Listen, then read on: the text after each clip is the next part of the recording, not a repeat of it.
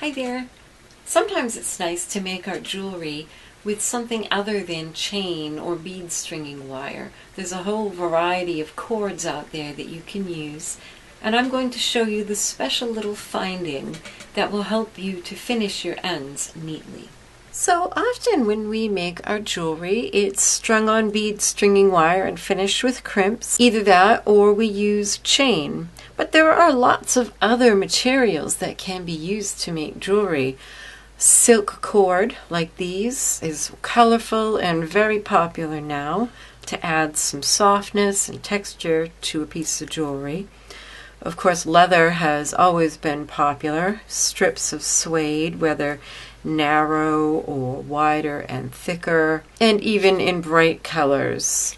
Or even something like cotton cord, which is what this assortment is. These are just cotton cords, wax linen twine. There are lots of possibilities for stringing jewelry, not just bead stringing wire and chain. But you may have wondered how to finish the ends. And that's what these are. These are called cord ends, and you can see they come in different sizes and styles. The most common is this style. It has a U-shaped channel, and it also has a little tooth on the end. And that's so that you could put in a piece of suede or cord and it would bite into it, and that would help hold it in place.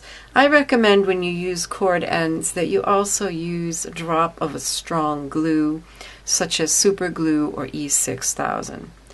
And here's an example of a piece of cord with cord ends on it.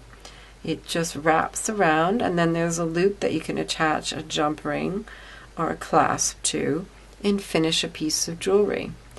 So the different sizes would be for different types of cord. Obviously, these smaller ones would be great for this finer cord, like the silk or the cotton would go great in there. But if you were doing something more like the suede, you'd probably want a wider one. So the way these work is you put whatever your material is inside the channel, and then a pair of flat nose pliers is ideal. And you grab one side with your flat nose pliers and squash it flat, and then you can use the other side. And just a little bit of patience and perseverance, and squash that. And then that is quite secure in there, even though I didn't add glue, although I normally would. And you could take a little bit more time than I did and do it more carefully.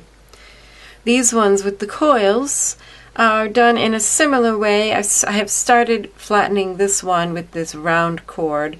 You just start down here at the end and start flattening the coils with your pliers until it holds your cord in tightly. And then you have the loops on the ends to add your findings and clasps, and you have some jewelry strung on something other than chain or wire. Happy creating!